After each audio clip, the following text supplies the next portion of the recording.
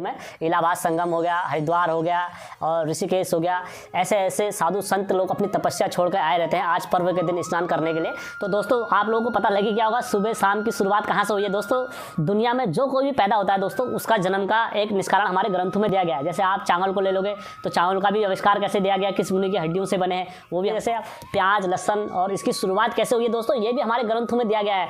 क्यों हमारे ग्रंथों में प्याज और इसका खाना, वो नौनाथ सिद्ध हो, चाहे वो सिद्ध योगी हो और चाहे वो गिरी योगी हो, चाहे कोई से बाबा लोग भी हो, महादेव को ही अपना इष्ट मानते हैं। और दोस्तों उत्तराखंड घूमूलो क्या टिहरी क्या मुनशारी, उत्तराखंड घूमूलो क्या टिहरी क्या मुनशारी, हाचू हाचू हाचू हम पहाड़ी नीचू।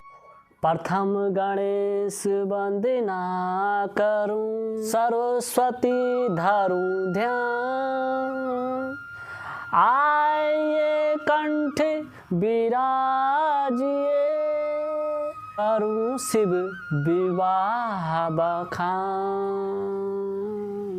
जय हो महादेव। तो मेरे फ्रेंड वगैरह जहाँ तक मेरा सर्कल है सभी को आपको मकर शिवरात्रि के हार्दिक शुभकामनाएं। और दोस्तों आज आप लोगों को पता है ऐसा पर्व का दिन है कि मकर शिवरात्रि का, जिसमें सभी देवताओं को स्नान कराया जाता है।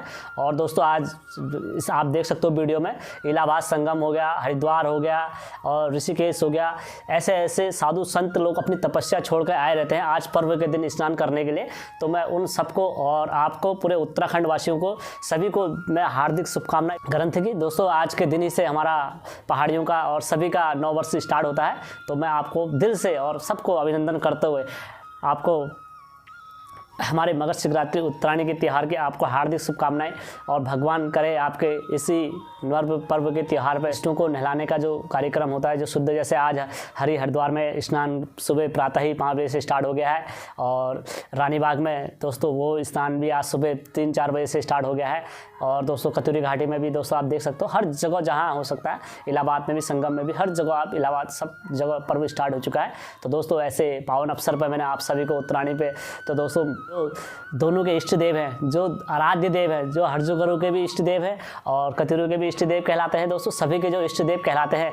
और दोस्तों जिनका नाम लेने के बाद ही जो देव बने हैं, तो मैं आज दोस्तों उनकी पावन विवाह की कथा सुनाऊंगा आप लोगों को कि उनका विवाह कैसे हुआ, किस मुहूर्त में हुआ, क्या क्या कारण थे। तो दोस्तों मैं स्टार्टिंग से लेकर के आप लोगों को बताऊंगा दिन की शुरुआत कैसे हुई, रात की शुरुआत कैसे हुई और रात की शुरुआत कैसे से हुई। तो दोस्तों यह सब हमारे ग्रंथों में दिया गया है। तो दोस्तों मैं उसी के आधार पर आप लोगों को यह कथा बताऊंगा। करने से पहले मैं हमेशा की तरह अपने जो सब्सक्राइबर आरखे हैं, जिनके प्रश्न आए हैं, तो मैं उनके प्रश्नों के उत्तर देते हुए फिर अपने वीडियो स्टार्ट करूंगा। दोस्तों तो करण आर्यन जी हैं, तो इनका प्रश्न आया है कि सर रात वाले देवता के बारे में ज़रा हमें बता दीजिए, रात वाले देवता को क्या होता है।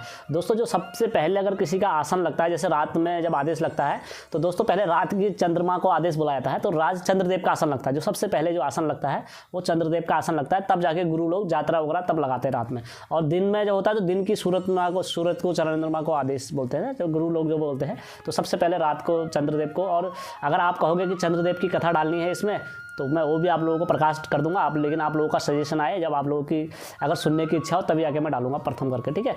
और दोस्तों एक रेखा जी प्रश्न आया है कि सर जैसे गोलजू देवता की धोनी लगती है, क्या वैसी नरसिंह देवता की भी धोनी लगती है। जी हाँ रेखा जी, नरसिंह देवता की तो वैसी और बड़ी खतरनाक चलती है। नरसिंह देवता की वैसी में तो जो फड़ुए और जो चिमटे होते हैं इनको चाटना ही पड़ता है जिस पर देवता आते हैं। तो नरसिंह देवता तो वैसी खाए हुए बहुत तगड़ी जाकर लगती है उनकी। तो नरसिंह देवता की जो होते हैं, ये अगर आक्रोश में रहते हैं तो फिर ये जो धोनी होती है धोनी के ऊपर भी चढ़ जाते हैं। और जो चिमटे और फड़ुए और जो इनके साथ में आता है जैसे नाचने के लिए नरसिंह देवता, उनके जो साथ में जो आता है तो चिमटा चटवा देते हैं, उसे कहते हैं चिमटा चाट, तब जाके तू हमारी धोनी में खेलेगा। तो ये गढ़वाल कुमाऊं में दोनों में पूजनीय होते हैं नरसिंह देवता। तो दोनों तरह इनका डंका बसता है, ऐसा नहीं कि यहाँ उत्तराखंड में ही, ये देश विदेश में सब जगह इनका डंका बसता है नरसिंह देव। पूरन जी का आया मैसेज, सर हमें पीडीएफ दे दो जागर की। पूरन जी आपको किस जागर की मतलब पीडीएफ चाहिए, मैं आपको प्रोवाइड करा दूंगा।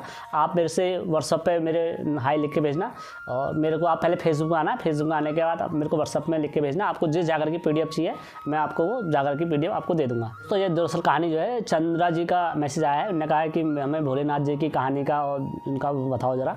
तो मैं उनके आधार पर ये कहानी बना रहा हूँ। दोस्तों एक नए सब्सक्राइबर और है सोनम चंद जी, जो नए सब्सक्राइबर जुड़े। पहले तो मैं आपको अपने चैनल में स्वागत और अभिनंदन करता हूँ। इन्होंने बोला कि मैंने तो कुछ और सुना है, जो 9 लाख कतीरों के ऊपर जो कहानी बनाई थी, आप मेरे से संपर्क कर सकते हो। मेरे फेसबुक में जाके आप मुझे वहाँ पर बता सकते हो और मैं आपकी कहानी भी अवश्य करूँगा, उसे डालूँगा और जो होगा प्रमाण के साथ।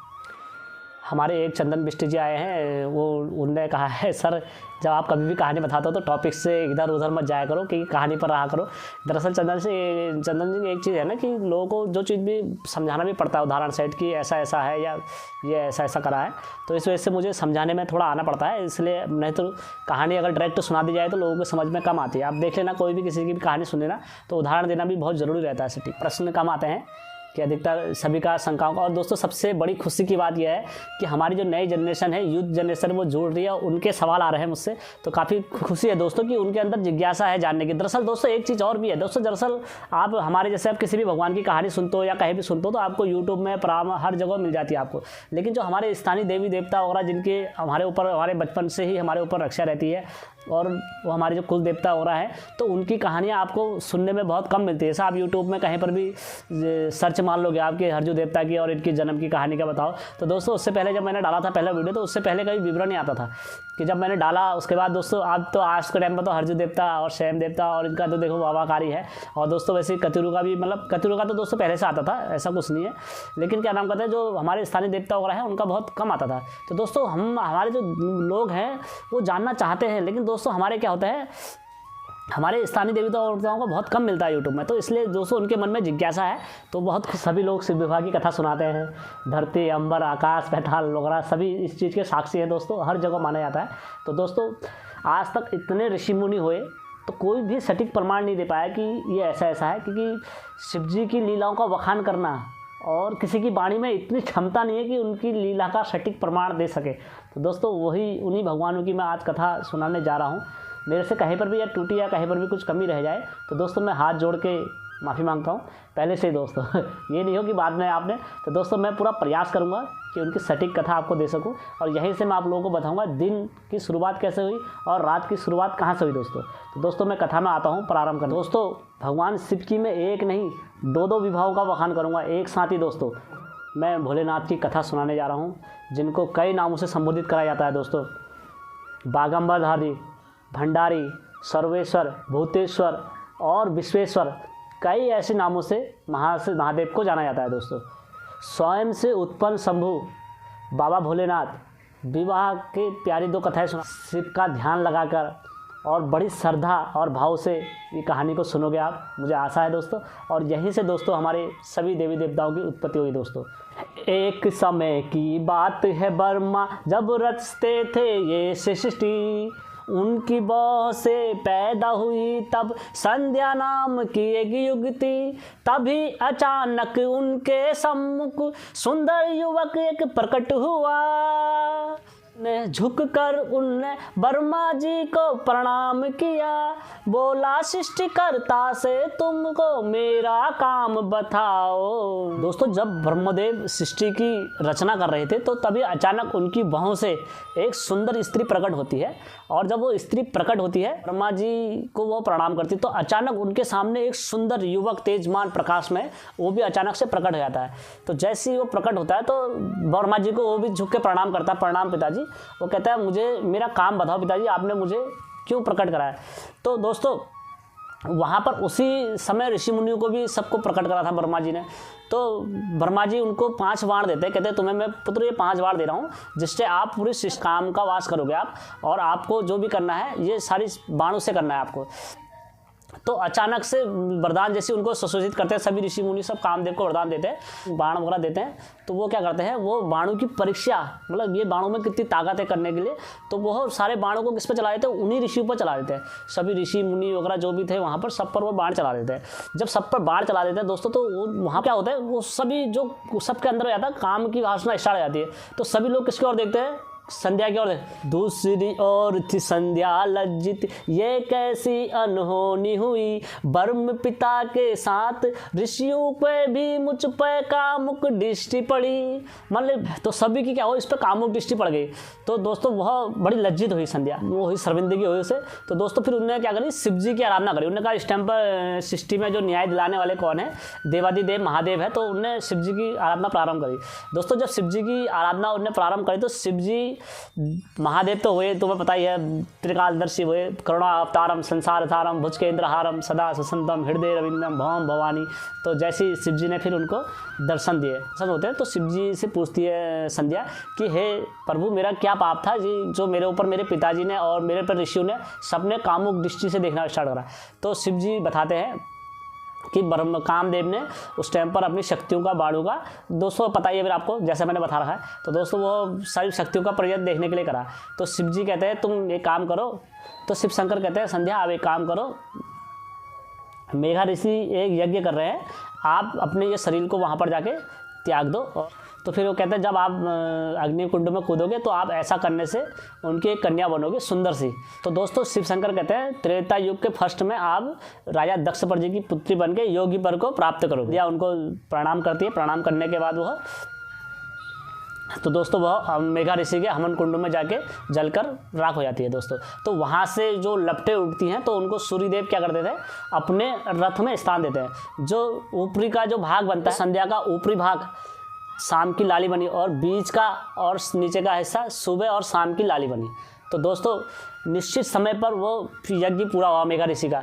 तो मेघा ऋषि का जब यज्ञ पूरा होता है तो मेघा ऋषि के यज्ञ पूरा होने के बाद यज्ञ समाप्ति पर मेघा ऋषि को सुंदर कन्या की प्राप्ति हुई। उनके मन में जिज्ञासा जागी कौन है क्या है। तो फिर बाद में क्या होता है, अंत में शिव का प्रसाद समझ के उनको क्या कर लेते हैं, ग्रहण कर लेते हैं। तो दोस्तों फिर ग्रहण कर लेते हैं, तो उसका जो नाम रखा इनने, उसको अरुंधति नाम रखा। तो उसको भी पाल पोस को उनका क्या करा, कन्यादान करा। तो दोस्तों आप लोगों को पता लगी क्या होगा, सुबह शाम की शुरुआत कहाँ से हुई है। दोस्तों दुनिया में जो कोई भी पैदा होता है दोस्तों, उसका जन्म का एक निष्कारण हमारे ग्रंथों में दिया गया है। जैसे आप चावल को ले लोगे तो चावल का भी आविष्कार कैसे दिया गया, किस मुनि की हड्डियों से बने हैं, वो भी हमारे ग्रंथों में दिया गया है। आप जैसे फसल कोई सी भी ले लोगे, जैसे प्याज लहसन, और इसकी शुरुआत कैसे हुई है दोस्तों, ये भी हमारे ग्रंथों में दिया गया है। क्यों हमारे ग्रंथों में प्याज और इसका खाना वर्जित है दोस्तों, ये सब हमारे ग्रंथों में दिया गया है। तो आप जब जानना चाहोगे तभी जाके आपको इसका उत्तर हमारे ग्रंथों में मिल पाएगा दोस्तों, सटीक उत्तर। तो दोस्तों संध्या के इसका से तो मेघा ऋषि का आश्रम में जाके एक सुखद अंत पा लिया था उनने। तो जो शिव जी थे, देवादिदेव महादेव, वो इसको भुला नहीं सके, उनको दिमाग में ये रहा। तो वह ब्रह्मा जी के पास जाके ब्रह्मा जी से कटु शब्द कहते हैं, बड़े कटु शब्द कहते हैं कि आपने मतलब इस टाइप से करा तो आपको कामुक दृष्टि में आके तुमने अपनी ही पुत्री पर मतलब वो देखा। तो दोस्तों वो कटु वचन कहते हैं। तो दोस्तों फिर शिव जी अपना कर्तव्य निभा के वहाँ से चले जाते हैं और अपने तपस्या में लीन हो जाते हैं। तो दोस्तों शिव जी अपना कर्तव्य निभा के, शिव जी जब कर्तव्य निभा के चले आते हैं तो ब्रह्मा जी के मन में क्या होता है, उनके मन में द्वेष भावना रह जाती है कि मैं शिव जी से मतलब प्रतिशोध की भावना। वो क्या करते हैं, अपने पुत्र को बुलाते हैं कामदेव को, और कामदेव को बुलाने के बाद कहते हैं कामदेव तुम पुत्र हो मेरे, अपने पिता की आज्ञा सुनो। काम मुक्त है शिव का तन मन, उनमें काम का जाल बुनो। सात रति को लेकर जाओ, प्रेम की ऐसी लीला करो। उनके हर एक क्रियाकलाप में ऐसा उन्मान भरो। ब्रह्मचर्य को छोड़ के वो भी स्त्री के वियोग में आ जाए। मतलब तुम ऐसा काम की क्रीड़ा करो, मतलब वो भी सब कुछ छोड़ छाड़ के मतलब स्त्री के और विवाह के मतलब उसमें पड़ जाएं। तो कामदेव ब्रह्मा जी को प्रणाम करके और माता रति के साथ वो काम की क्रीड़ा करने वहाँ चले जाते हैं शिव जी के पास। तो दोस्त रति काफ़ी प्रयास करते हैं, तो प्रयास के कारण उनके सारे विफल जाते हैं दोस्तों। तो अंत में परेशान हो जाते हैं। तो दोस्तों वो क्या करते हैं, फिर ब्रह्मा जी के पास आते हैं। ब्रह्मदेव और सब लोग निराश हो जाते हैं, कामदेव भी सारे लोग निराश होते हैं। तो विष्णु जब उनके पास जाते हैं, कहते हैं यदि ब्रह्मदेव से कहते हैं भगवान शिव के बारे में कि यदि आप भगवान शिव से ईर्ष्या रखना अनुचित है, यदि आप उन्हें स्त्री ग्रहण कराना ही चाहते हैं तो आदि शक्ति माता से विनती करो और उन्हें प्रसन्न करो। तो वो सर्वगुण संपन्न है, वो अवतार लेके दक्ष प्रजापति के वहाँ भोले शंकर को अपने पति रूप में ग्रहण करेंगे, क्योंकि और किसी में इतनी शक्ति नहीं है कि भगवान शिव को पति रूप में ग्रहण कर सके। तो दोस्तों वह फिर क्या कहते हैं, ब्रह्मदेव क्या करते हैं, अपने पुत्र के पास जाते हैं दक्ष प्रजापति के पास। उनसे कहते हैं तुम वीरनी के साथ और तुम जाओ, दोनों जने जंगल में प्रसन्न तपस्या करो आदिशक्ति की।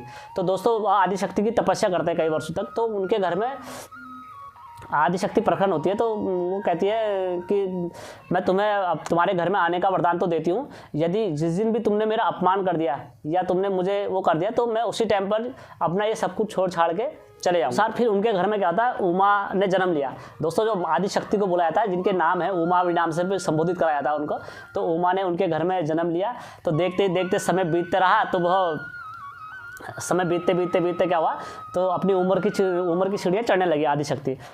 दक्ष के महल में माता उम्र की सीढ़ियाँ चढ़ने लगी, पति रूप में शिव को पाने के लिए शिव का जाप वो करने लगी, आती जाते खाते पीते शिव शिव शिव शिव कहती जाए। शिव जी की आराधना और भक्ति भाव करते रहती है। तो दोस्तों वो खाते पीते मतलब सब चीज़ में शिव शिव कहते जाते हैं। तो दोस्तों जब भगवान को जिसको पाने की रटन होती है ना दोस्तों, तो दोस्तों फिर वो उसी भाव में चले जाता है दोस्तों।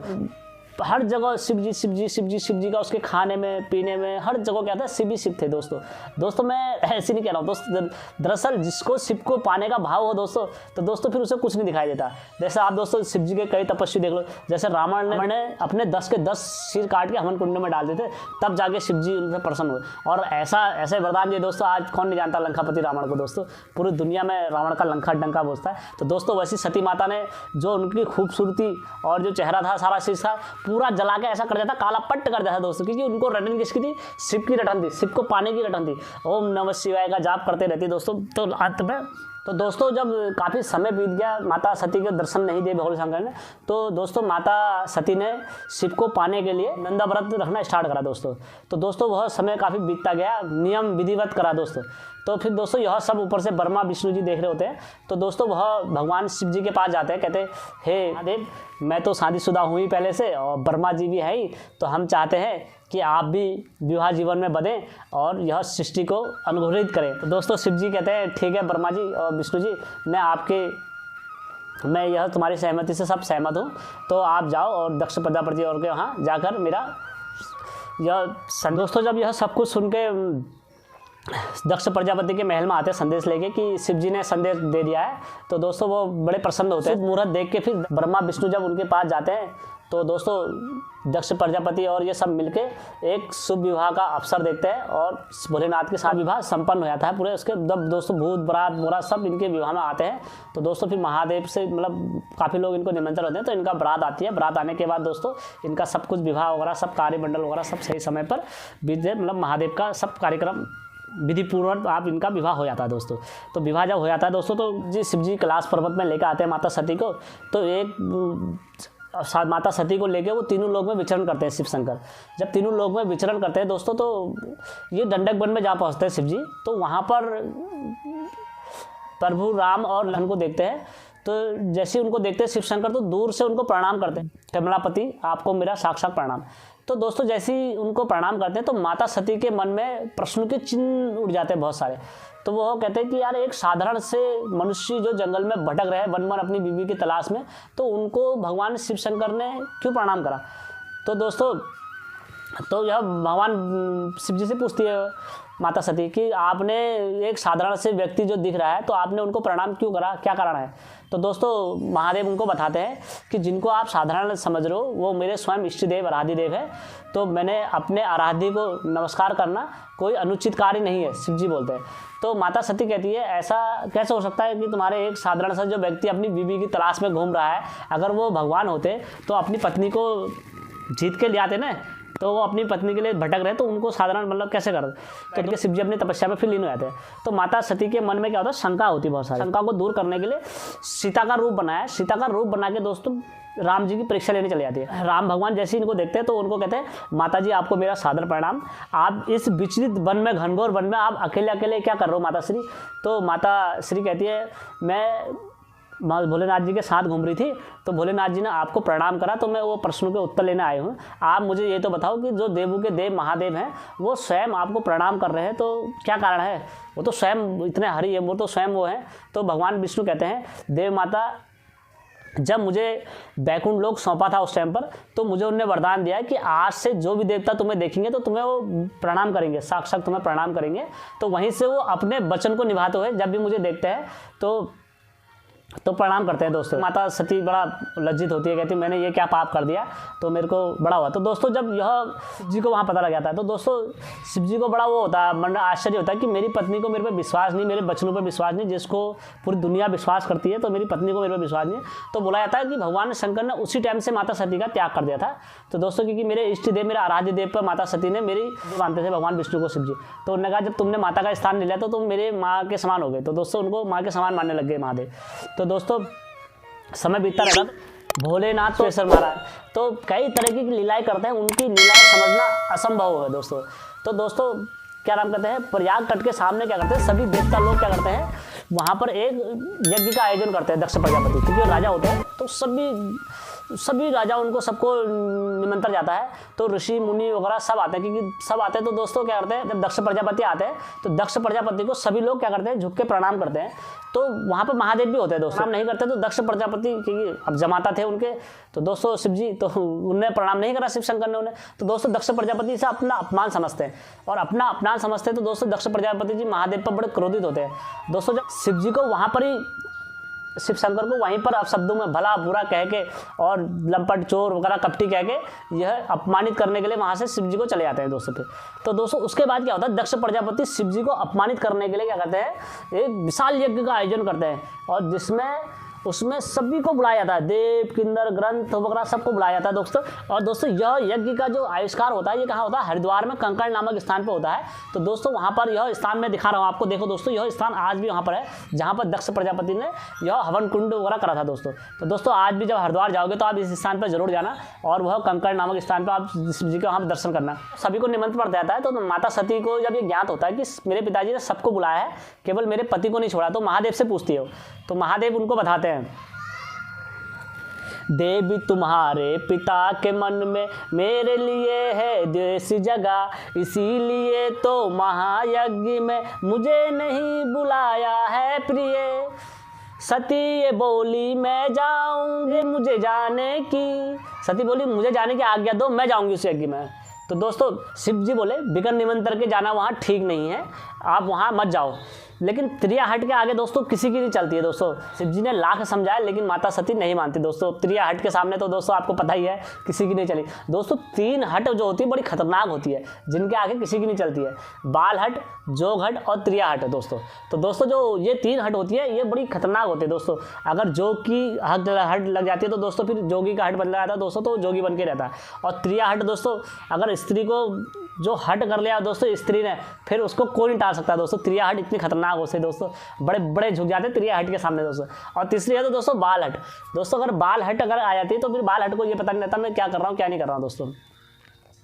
तो दोस्तों यह सब शिव जी कहते हैं ठीक है, आप अगर इतने ही जिद्दी कर रहे हो तो आप काम करो, मेरे गणों को लेके जाओ और हवन कुंड में जाओ फिर आप। तो दोस्तों माता सती वहाँ जैसी जाती है हवन कुंड में, तो शिव जी ने बात नहीं मानी और वहाँ जा पहुँचते दोस्तों। वहाँ जाके जब देखा माता सती ने कि तमाम सारे देवता ऋषि गंधर्व वगैरह सब वो यज्ञ में आए हुए हैं, परंतु उन महादेव का कहीं स्थान नहीं होता दोस्तों।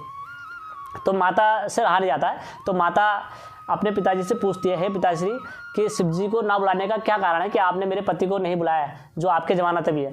तो दोस्तों दक्ष प्रजापति बोलते हैं तेरा पति जो है शमशानवासी है, भस्मधारी है, बबूद लगाने वाला है और बहरूपिया है जिस पे दिमाग नहीं है। तो मतलब चोर, लंपट, कपटी, छली जितने भी हो सके अशब्द मतलब दोस्तों महादेव के लिए बोला जाता। तो दोस्तों इसलिए बोलते हैं मैंने यह कार्य शुभ कार्य है, यह कार्य देवताओं का कार्य है, तो इसलिए मैंने उनको नहीं बुलाया है इस यज्ञ में। तो दोस्तों कहते हैं जो मतलब इस टाइप से शब्द कहते हैं कि जो मांग के खाता है और जो निर्धन है, जो भिखारी है, जो दूसरों से मांगता है, तो दोस्तों उसको मेरे यज्ञ में आने का कोई वो नहीं है दोस्तों।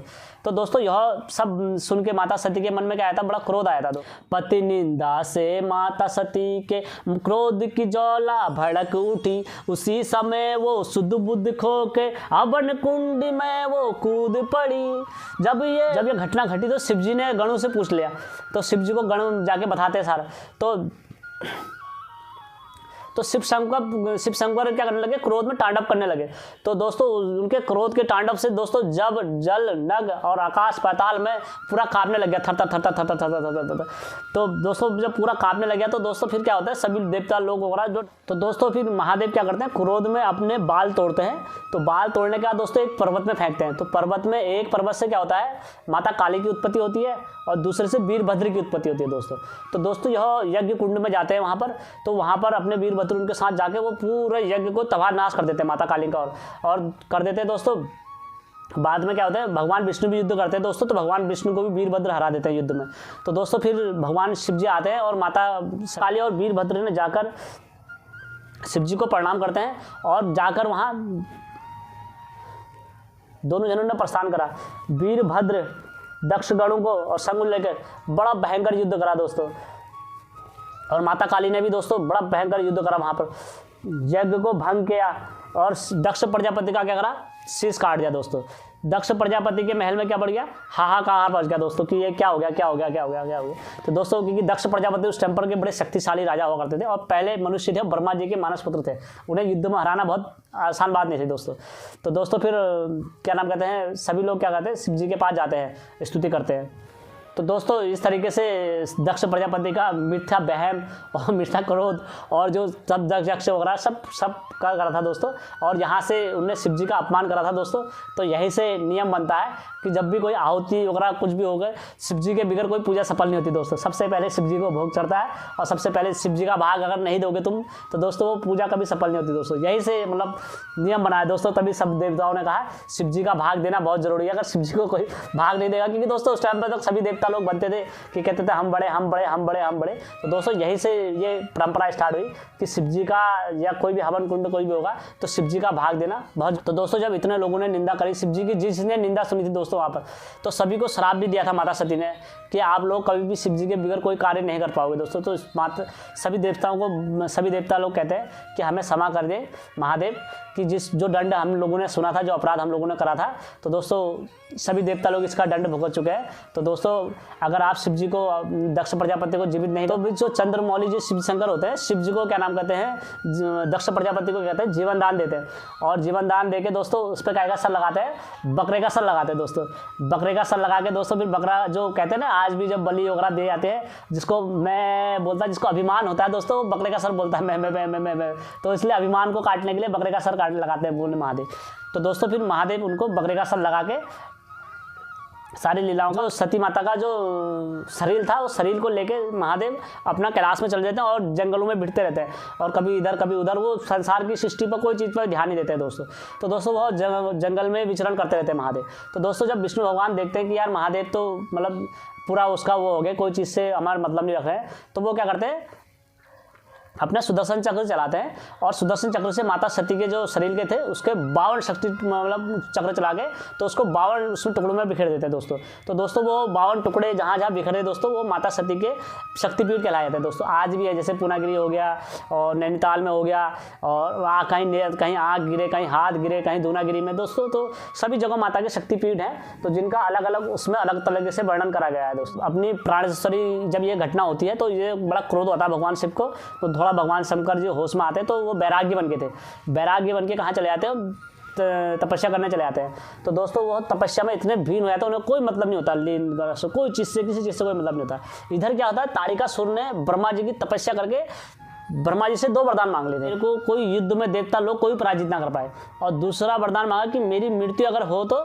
शिव जी के पुत्र से ही हो, क्योंकि उन्होंने सोच लिया था कि शिव जी तो वैराग्य हो चुके हैं, अब शिव जी से कोई पुत्र हो नहीं सकता है। लेकिन दोस्तों शिव जी की लीला का वर्णन कौन कर सका, और किसमें इतनी बाड़ी में हुआ है। तो दोस्तों शिव जी ने तो कुछ, शिव जी की लीला यहाँ से दूसरी स्टार्ट होती है दोस्तों। अब यह सभी देवता लोग कहाँ जाते हैं, भगवान विष्णु जी के पास जाते हैं, कहते हैं हम क्या करें। तो विष्णु जी बोलते हैं कि आप हिमालय राज जी के पास जाओ, और वह अपनी पत्नी मैना के साथ जाकर हिमालय में जाके तपस्या करें महादेव की। माता सती की आदि शक्ति की पूजा करते हैं फिर से हिमालय राज और मैना देवी। पत्नी मैना संग के साथ जाके हिमालय राज की वहाँ तपस्या करने लगे आदिशक्ति माता के। तो दोस्तों अनुवांछित वर था कि हमारे घर में पुत्री नहीं है, हमें पुत्री की प्राप्ति चाहिए। तो सभी देवता लोगों ने कहाँ विनती की, आदिशक्ति माता के पास जाकर विनती की कि आप माता लोग क्या करते हैं, फिर माता को सभी आके कहते हैं माता आप ये जग का उद्धार करने के लिए हिमालय राज्य के वहाँ पुत्री रूप में जन्म ले, पार्वती रूप में। तो दोस्तों माता पार्वती क्या होते हैं दोस्तों, महेश्वरी इनकी सभी इसकी विनती से प्रसन्न होती है। माता महेश्वरी कहती है मैं मैना के गर्भ से जन्म लूँगी।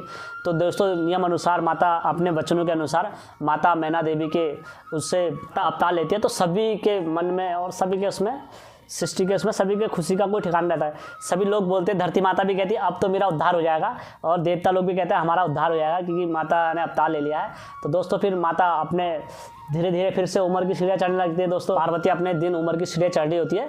तो एक दिन क्या होता है, देवर्षि नारद जी इनके घर में आते हैं और माता का हाथ देख के कहते हैं आपकी पति की जो भाग्य रेखा है वो बड़ी तप द्वारा शिव जी की प्राप्ति होगी और यह शिव जी के ध्यान में रहेंगे। बचपन से ही माता शिव के ध्यान में रहती थी, शिव शिव सब करती थी, शिव ही के खिलौने से खेला करती थी, मतलब शिव जी के ध्यान में रहती थी, शिव जी के खिलौने से। ऐसे करते करते क्या होती, माता पार्वती बड़ी हो जाती है। दोस्तों जब माता पार्वती बड़ी हो जाती है तो दोस्तों एक बार क्या होता है, शिव जी हिमालय पर्वत की ओर आते हैं तपस्या करने के लिए। जब यह बात हिमालय गिरिराज को पता लगती तो हिमालय राज अपनी पुत्री को लेकर जाते हैं, वहाँ शिव जी को प्रणाम करते हैं और विनम्र स्वरूप से आप कहते हैं हे प्रभु आप मेरे इस राज्य में आए हो, तो अगर कोई चीज़ की ज़रूरत या किसी चीज़ की भी हो तो हम आपकी सेवा के लिए तत्पर हैं।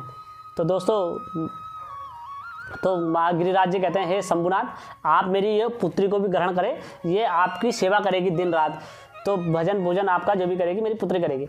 तो यह बातें सुन के शिव जी बड़े प्रसन्न होते हैं और मन ही मन मुस्कुरा के कहते हैं हे गिरिराज सुंदर स्त्रियाँ किसी के तप में भागीदारी नहीं करती हैं, अति सुंदर है गिरी के समान है, इसलिए सुंदर स्त्रियाँ क्या करती हैं तप में विघ्न डाल देती है। तो माता पार्वती उनको बड़े ब्रह्म स्वरूप में कहती है शिव जी से हे शिव संभव मैं प्रकृति हूँ, बिगर मेरे इस संसार में कोई शिष्टावान नहीं रह सकता, मतलब कोई गर्भ के साथ खड़ा नहीं हो सकता, तो इसलिए आप भी। तो शिव जी कहते हैं चलो, तब पार्वती कहती है आप मुझे सेवा का अवसर दो और मैं आपकी सेवा करना चाहती हूँ। तो दोस्तों शिव जी प्रश्नों से काफ़ी प्रफुल्लित होते हैं, तो कहते हैं चलो ठीक है आप मेरे को यहीं तो रहो। तो दोस्तों फिर माता को शिव जी की सेवा करने का एक अवसर मिल जाता है। दोस्तों पूरा ब्रह्मा जी के मन में उत्सुकता जाग गई कि यार कि अभी तक शिव जी ने कोई वो नहीं करा, सभी देवता लोग जाते हैं, तो वो कहते हैं शिव जी की तपस्या भंग करो। तो ब्रह्मा जी क्या कहते हैं, सभी देवता ब्रह्मा जी पहले कामदेव तो जाने में डरते हैं, लेकिन सभी देवता लोग कहते हैं तुम जाओ हम तुम्हारे साथ में हैं और शिव जी वगैरह सब इस बार सब तुम्हारी शक्तियाँ हैं तुम कर दोगे। दोस्तों और कामदेव को भी क्या होता है अभिमान आ जाता है, कामदेव कहता है ठीक है मैं जाता हूँ, और रति माता को लेके जाते हैं। तो सभी देवता लोग उनको क्या करते हैं झाड़ पे चढ़ा देते हैं। तो दोस्तों फिर कामदेव अपने वहाँ जाते हैं। अब वहाँ जाने के बाद दोस्तों कामदेव और माता रति क्या करते हैं नृत्य करते हैं। वहाँ माता पार्वती भी रहती है, पूजा पाठ में माता पार्वती भी देखती है। तो कामदेव और शिव जी क्या करते हैं, रति माता क्या करते हैं नृत्य करते हैं। नृत्य करते करते करते करते काफ़ी लंबा समय बीत जाता है। तो यह कामदेव क्या करते हैं उनकी तपस्या भंग करने के लिए क्या करते हैं एक तीर चला देते हैं। तो दोस्तों जब उनके जो तीर लगता है वो तीर नेत्र में लग जाता है। दोस्तों जैसे ही उनका त्रिनेत्र खुलता है दोस्तों तो वो कामदेव को क्या करते हैं जला के भस्म कर देते हैं। दोस्तों तो दोस्तों जब यह सारी चीज़ घटना जब घटी वहाँ पर देखती है रति भी बड़ी हो जाती है, सभी देवता लोग शोकाकुल हो जाते हैं कि यार ये क्या होता है। और वहाँ से वो क्रोध की अग्नि क्या हुई दोस्तों, वो अग्नि भस्म अभी पूरी तरह से जलना प्रज्वलित नहीं हुई थी। दोस्तों सब शोकाकुल हो जाते हैं। माता रति कहती है मेरा क्या दोस्त था कि मेरा स्वाग उजड़ गया। वहाँ से दोस्तों शिव जी भी चले जाते हैं फिर। तो दोस्तों अब यहाँ से इस घटना में दो विवरण होते हैं दोस्तों। एक तो जो अग्नि थी वो प्रज्वलित और ठंडी नहीं हुई थी दोस्तों, वो अग्नि उठा के ब्रह्मा जी ने कहाँ डाल दी समुद्र में डाली। दोस्तों अब वहाँ से किसकी उत्पत्ति होती है दोस्तों जलंधर की उत्पत्ति होती है। जो जलंधर दोस्तों इतना प्रभावशाली होता है कि वो किसी से नहीं मरता, जिसकी पत्नी तुलसी होती है। तुलसी दोस्तों हर जगह पवित्र में दोनों को मारने के लिए भगवान विष्णु छल करते हैं, माता तुलसी से शादी करते हैं। तो दोस्तों फिर वहाँ से तुलसी की उत्पत्ति होती है। दोस्तों ये घटना ये कहानी अलग आते हैं। तो दोस्तों माता पार्वती बड़ी व्याकुल रहती, तो ब्रह्मा विष्णु वगैरह फिर आते हैं, तो माता पार्वती से कहते हैं तुम शिव जी की तपस्या दोबारा से करो। माता सोचती फिर मैं दोबारा से शिव जी को करती हूँ। इस बार आके सब लोग देवता लोगों ने वरदान देते हैं कि इस बार तुम्हें शिव जी जरूर दर्शन देंगे। तो दोस्तों शिव को पाने के लिए माता पार्वती इतनी घोर तपस्या करती, इतनी कठिन तपस्या करती है दोस्तों कि वो पूरा पृथ्वी आकाश पूरा हाहाकार से गूंज जाता है दोस्तों तपस्या से। दोस्तों उनकी सभी देवता लोग वहाँ पर शिव जी के पास पहुँचते, कहते हैं हे नटराजन, हे महादेव की माता पार्वती के उससे तीनों लोग पूरा गुजर रखा है, आप इनको मनचाहा वरदान दे दीजिए। तो दोस्तों दर्शन देते हैं दोस्तों। जब महादेव दर्शन देते हैं तो फिर महादेव दर्शन देने के बाद कहते हैं मैं तुम्हारी तपस्या से प्रसन्न हूँ। तो माता पार्वती कहती है प्रभु मेरी एक ही इच्छा है कि मुझे आप पति रूप में प्राप्त हो। तो माता पार्वती से ठीक है मैं आपसे विवाह करूंगा, आप अपने पिताजी से उनसे जाके पूछो।